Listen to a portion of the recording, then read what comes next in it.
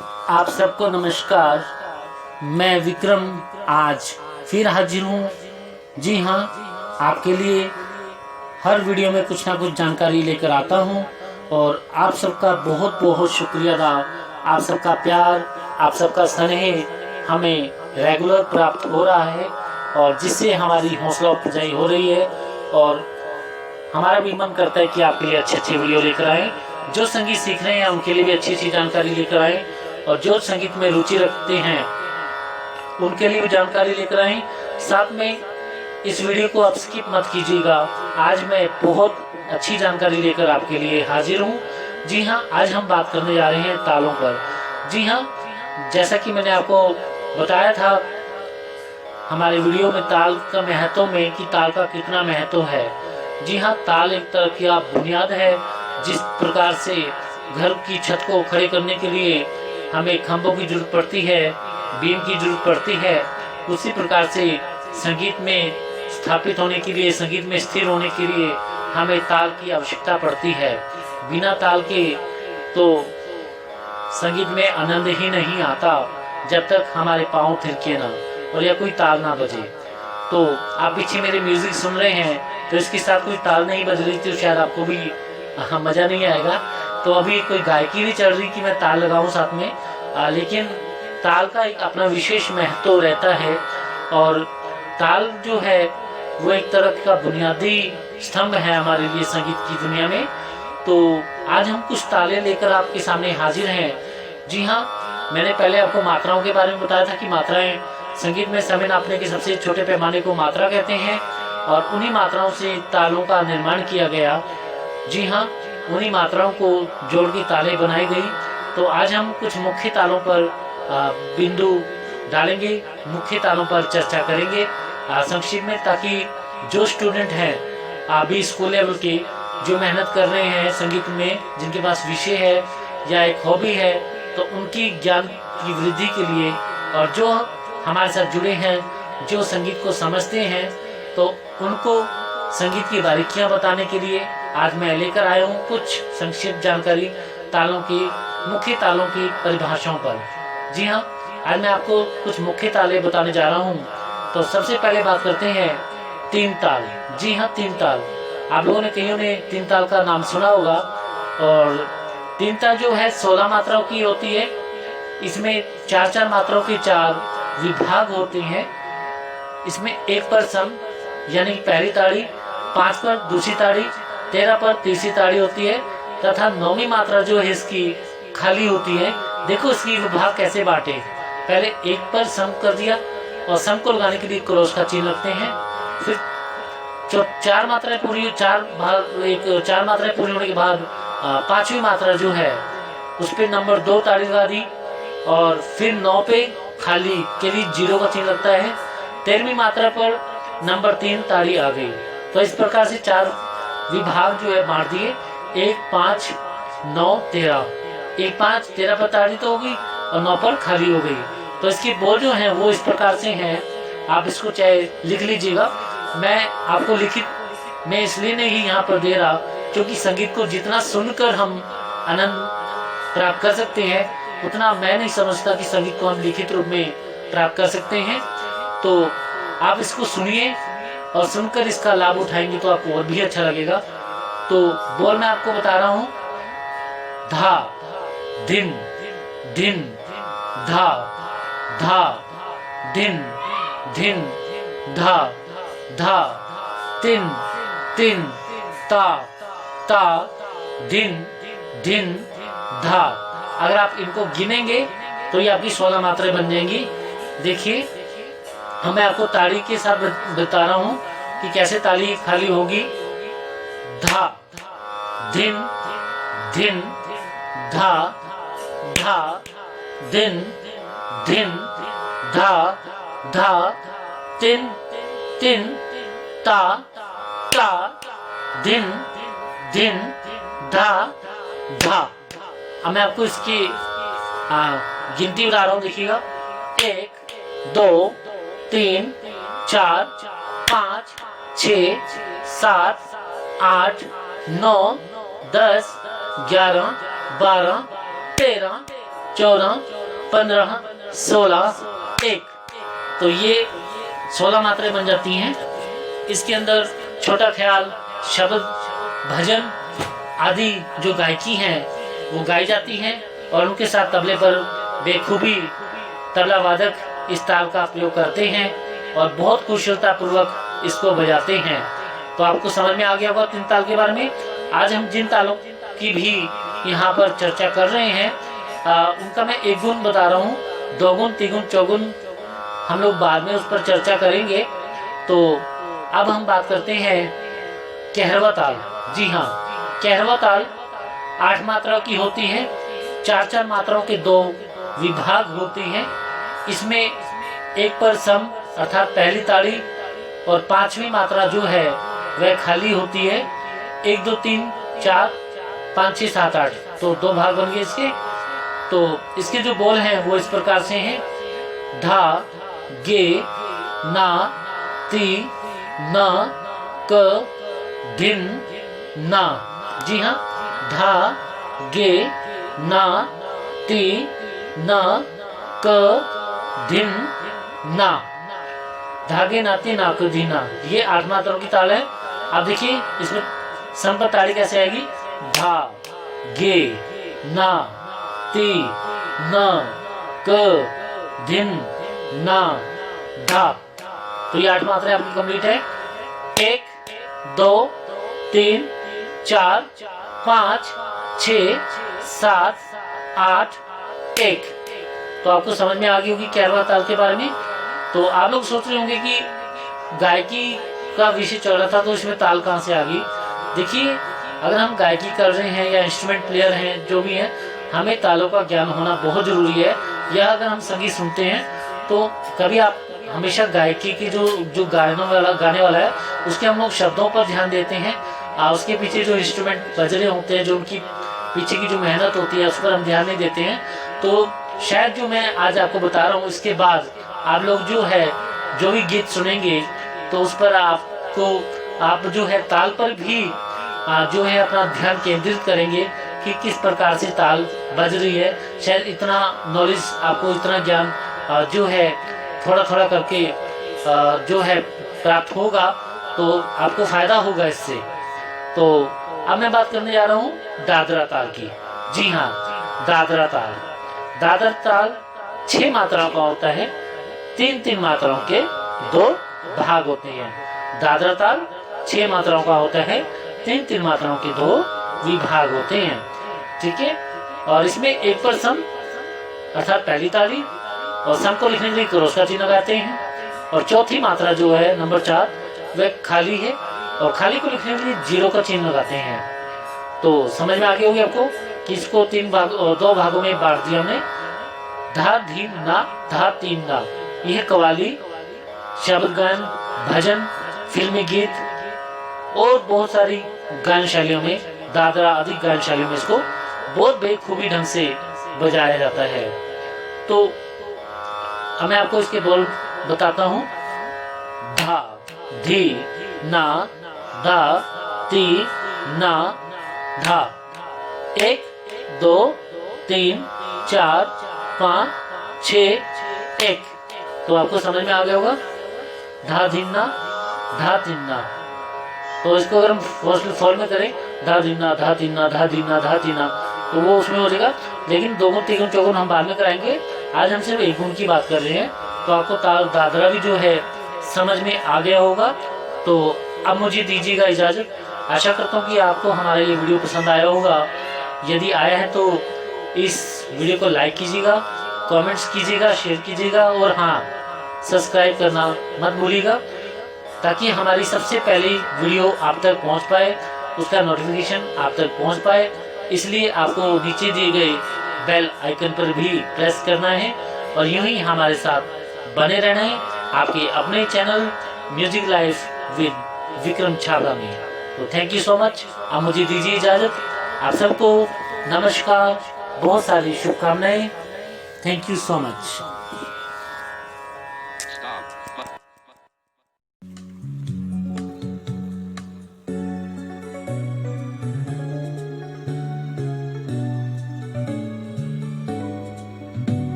आप सबको नमस्कार। मैं विक्रम आज एक और नई जानकारी के साथ हाजिर हूँ। आप सबका प्रेम स्नेह बहुत मिल रहा है, इसके लिए आप सभी का तहे दिल से मैं शुक्रिया अदा करता हूँ। ये वीडियो आप जरूर देखें, आपको बहुत काम आने वाली चीज़ आज हम बताने जा रहे हैं। जी हाँ, हमारा हर एक वीडियो आपको कहीं ना कहीं लाभ दे, फायदा दे, इसी उम्मीदों के साथ आज एक और नया वीडियो लेकर हाजिर हूँ, एक और नई जानकारी लेकर हाजिर हूँ। जी हाँ, यह चैनल मनोरंजन के साथ साथ आपको संगीत की विभिन्न जानकारियों से भी अवगत करवा रहा है। हमारा प्रयास यह है कि एक स्टूडेंट से लेकर कॉम्पिटिटिव एग्ज़ाम तक देने वालों के लिए संगीत के बारे में विस्तार पूर्वक जानकारी हम आपके लिए लेकर आएं, ताकि आपको संगीत का ज्ञान हो पाए और आपको ज़िंदगी में काम आ पाए।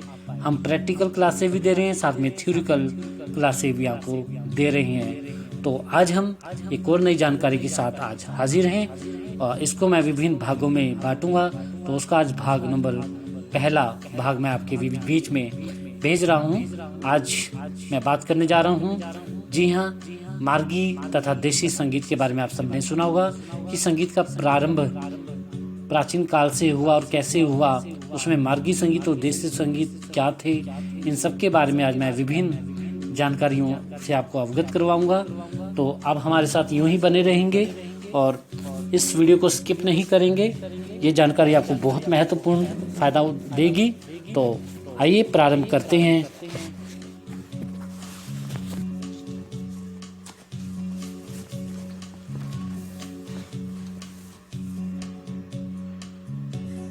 तो आइए शुरू करते हैं आज की जानकारी, मार्गी तथा देशी संगीत। आज हम विशेषकर मार्गी संगीत के बारे में थोड़ा सा बातचीत करेंगे कि मार्गी संगीत क्या है।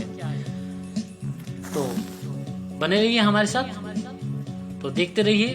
वीडियो पसंद आने पर लाइक जरूर कीजिएगा। तो प्राचीन काल में संगीतज्ञों ने शास्त्रीय, जी हाँ, शास्त्र को दो भागों में बांटा था। नंबर 1 मार्गी संगीत, नंबर 2 देशी संगीत अथवा गान।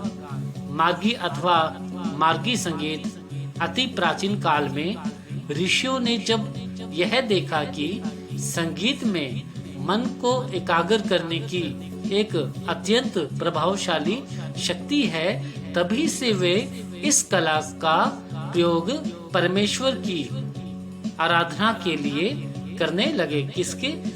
मार्गी संगीत की। संगीत को परमेश्वर प्राप्ति का प्रमुख साधन माना जाने लगा था। लोगों का विचार था कि ओम शब्द में ही नाद ब्रह्म भरा पड़ा है। संगीत का उद्देश्य निश्चित करने के लिए बाद में संगीतज्ञों ने इसे कड़े नियमों में बांधने का प्रयत्न किया। भरत मुनि ने इस नियमबद्ध संगीत को, जो ईश्वर प्राप्ति का साधन माना जाता है, मार्गी अथवा मार्ग संगीत कहकर पुकारा। मार्गी संगीत ब्रह्मा जी ने भरत मुनि को सिखाया और भरत मुनि जी ने आगे शिवजी जी को सिखाया। भरत मुनि ने शंकर भगवान के समक्ष इसका प्रदर्शन गंधर्व और अप्सराओं से करवाया। इस संगीत को कौल गंधर्व लोग भी गायन करते थे, इसलिए इसे गंधर्व भी कहकर पुकारा जाने लगा था। मार्गी संगीत अचल संगीत भी कहकर पुकारा जाता है। मार्गी संगीत को अचल संगीत भी कहकर पुकारा जाता है, क्योंकि उसमें थोड़ा सा भी परिवर्तन नहीं किया जा सकता था। उसमें नियम तथा बंधन अत्यंत कठोर थे। नियमों का पालन करते हुए परमेश्वर प्राप्ति उसका मुख्य उद्देश्य था। लोक मनोरंजन से उसका संबंध नहीं था। मार्गी संगीत शब्द प्रधान था। जी हाँ, मार्गी संगीत जो है वह शब्द प्रधान था।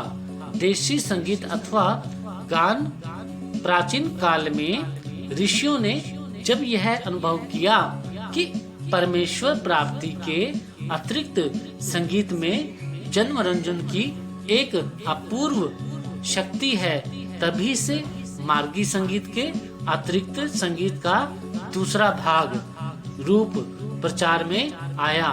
अब संगीत को दो भागों में विभाजित किया गया।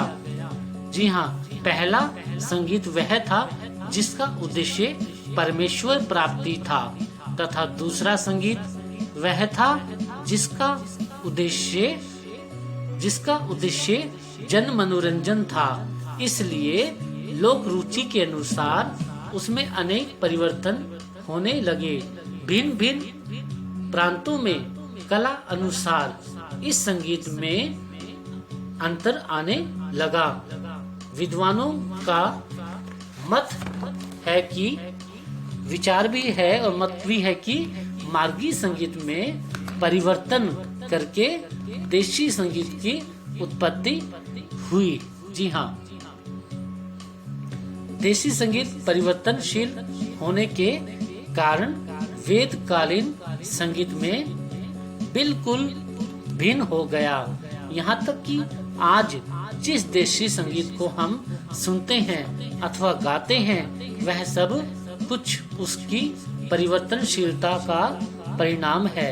प्राचीन समय में देशी संगीत को गान कहकर पुकारा जाता था। संगीत रत्नाकर नामक पुस्तक में लिखा गया है कि वाद्यकारों ने अपनी बुद्धि से प्राचीन निबद्ध संगीत में परिवर्तन करके एक नए संगीत की रचना की, जिसे गान अथवा देशी संगीत कहते हैं। आधुनिक काल में जो संगीत भारत के अनेक प्रांतों में सुनते हैं उसे हम देशी संगीत कहकर पुकारते हैं। इस संगीत की यह विशेषता है कि समय अनुसार इसमें बराबर परिवर्तन होता रहता है। जी हाँ, जो देशी संगीत आजकल जो हम सुनते हैं वही एक तरह का देशी संगीत है। मार्गी संगीत तो आजकल प्रचार में है नहीं, तो इसलिए इसमें निरंतर हर प्रांत के अनुसार परिवर्तन आता रहता है, तो इसको हम देशी संगीत भी कहते हैं। इसका आधार जन रुचि होने के कारण प्रत्येक प्रांत में इसका रूप अलग अलग होता है। इस संगीत के नियम मार्गी संगीत की तरह कठोर नहीं होते और इसमें स्वतंत्रता भी अधिक होती है। मार्गी संगीत आजकल प्रचार में नहीं है क्योंकि प्राचीन काल में इसका गायन समाप्त होने लगा था। सारे भारत में आजकल देशी संगीत का प्रचार है। इसकी आजकल भारत में दो पद्धतियां हिंदुस्तानी तथा कर्नाटकी पद्धति प्रचलित है। संक्षेप में हम मार्गी तथा देशी संगीत का अंतर इस प्रकार समझ सकते हैं। नंबर 1, मार्गी संगीत ईश्वर। जी हाँ, मार्गी संगीत जो है वह ईश्वर निर्मित है तथा इसका उद्देश्य जन मनोरंजन है। दूसरा, मार्गी संगीत अचल है, अर्थात उसमें परिवर्तन नहीं होता। संगीत परिवर्तनशील है। नंबर 3, मार्गी संगीत अनेक कठोर नियमों से बंधा हुआ तथा उसमें गायन को स्वतंत्रता बिल्कुल प्राप्त नहीं होती, लेकिन देशी संगीत के नियम कठोर नहीं होते हैं तथा उसमें गायक अथवा वादक को अधिक स्वतंत्रता प्राप्त होती है। जन रुचि के अनुसार इसके नियम बदलते रहते हैं।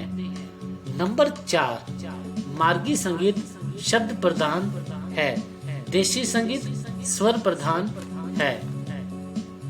5, मार्गी संगीत आजकल प्रचलित नहीं है, देशी संगीत का प्रचार आजकल सारे भारत में है। इसकी 2 पृथक पद्धतियां उत्तरी तथा दक्षिणी आधुनिक समय में प्रचलित हैं। मार्गी तथा देशी संगीत के उपभेद।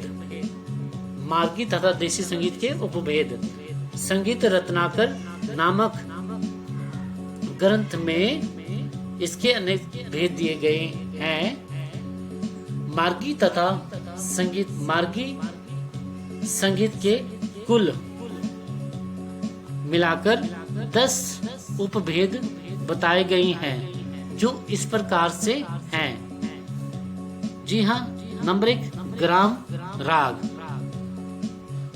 उपराग, भाषा, विभाषा, अंतर, भाषण, रागांग, भाषांग, उपवांग तथा क्रियांग। इन उपभेदों में से प्रथम मार्गी संगीत के माने जाते थे तथा अंत के 4 देशी संगीत के उपभेद माने जाते थे। अर्थात मार्गी संगीत के उपभेद ग्राम राग, उपरांग राग, भाषा, विभाषा, अंतर्भाषा तथा देशी संगीत के उपभेद रागांग, भाषांग, उपांग और क्रियांग माने जाते थे। इसी सिद्धांत को प्राचीन राग विभाजन भी कहा जाता था, क्योंकि इस सिद्धांत के अनुसार रागों का 10 विभागों में वर्गीकरण होता है। ऊपर लिखे उपभेदों को इस प्रकार समझा जा सकता है। आपको यहाँ तक समझ में आ गया होगा। आज हमने आपको देशी संगीत व मार्गी संगीत का प्रथम भाग करवाया है, जिसमें आपको देशी संगीत व मार्गी संगीत के बारे में बताया गया कि ये क्या होते हैं और किस प्रकार से इनमें अंतर है, किस प्रकार से इसके उपभेद हैं। तो अगले नेक्स्ट भाग में हम फिर आपसे रूबरू होंगे, इसी टॉपिक पर, इसी जानकारी पर और प्रकाश डालेंगे, तो ताकि ये वीडियो ज़्यादा लंबा ना हो और सभी को आसानी से इसका लाभ हो पाए, सभी इसका फ़ायदा उठा पाए। और यूं ही हमारे साथ बने रहिए। इस वीडियो को जितना हो सके, जी हाँ, सब्सक्राइब कीजिए, शेयर कीजिए, कमेंट्स कीजिए, पसंद आने पर लाइक जरूर कीजिएगा। आप मुझे दीजिए इजाज़त, फिर मिलूंगा किन्हीं और जानकारियों के साथ। तब तक आप सबको नमस्कार।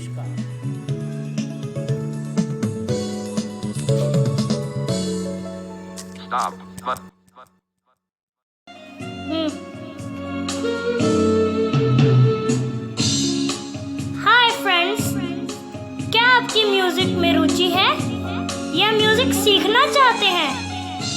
कोई म्यूजिक से संबंधित जानकारी लेना चाहते हैं या संगीत के साथ ढेरों मनोरंजन करना चाहते हैं? जी हाँ, आपको सब कुछ एक ही चैनल पर मिलेगा। वो है music life with Vikram Chhabra. जी हाँ दोस्तों, इस चैनल पर आपको सभी जानकारियाँ प्राप्त होंगी, कुछ भी चाहे आप। अगर ये सभी जानकारियाँ आप लेना चाहते हैं तो आप इस चैनल को सब्सक्राइब करना ना भूलें। पसंद आने पर लाइक जरूर करें, कमेंट भी करें और अधिक से अधिक शेयर भी कीजिए, ताकि हमारी हौसला अफजाई हो सके और हम अधिक से अधिक वीडियो आप तक पहुंचा सकें। सबसे पहली वीडियो प्राप्त करने के लिए नीचे दिए गए बेल आइकन को जरूर प्रेस करें और हमारे द्वारा अपलोड की गई सबसे पहली वीडियो आप तक जरूर पहुंचे। धन्यवाद।